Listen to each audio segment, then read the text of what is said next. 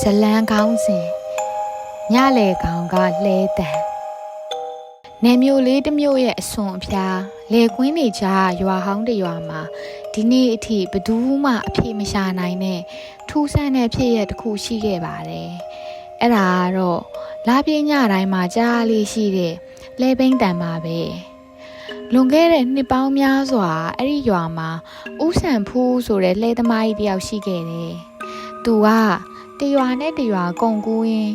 ညဘက်လမ်းခီးမှာတင်အသက်ဆုံးပါသွားခဲ့တာပါ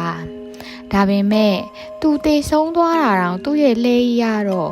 ရွာလမ်းမထက်ကနေပျောက်ကွယ်မသွားခဲ့ဘူးတညမှာတော့မျိုးဝပြန်လာတဲ့လူငယ်တယောက်ဟာလမ်းကူးလက်မှာလှဲတစည်းနဲ့စုံခဲ့တယ်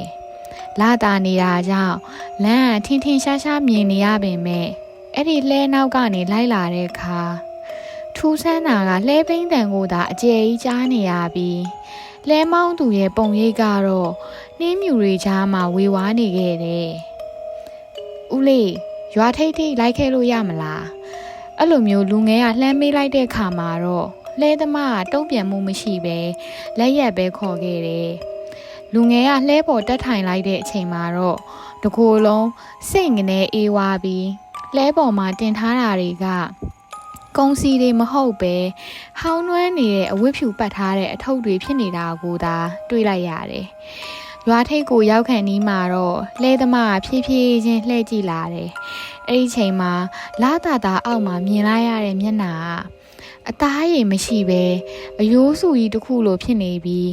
ပါးစပ်ကနေရောက်ပြီးမင်းစင်တော့လို့အကွဲကွဲအတန်နဲ့ပြောလိုက်တယ်။လူငယ်လဲ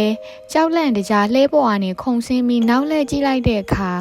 လှဲလမ်းပေါ်မှာဘာလှဲမှမရှိတော့ပဲတိတ်ဆိတ်ခြောက်ကပ်နေတဲ့တင်ញိုင်းကုန်းအဟောင်းကြီးရဲ့အပေါက်ဝါကိုပဲတွေးလိုက်ရပါတော့တယ်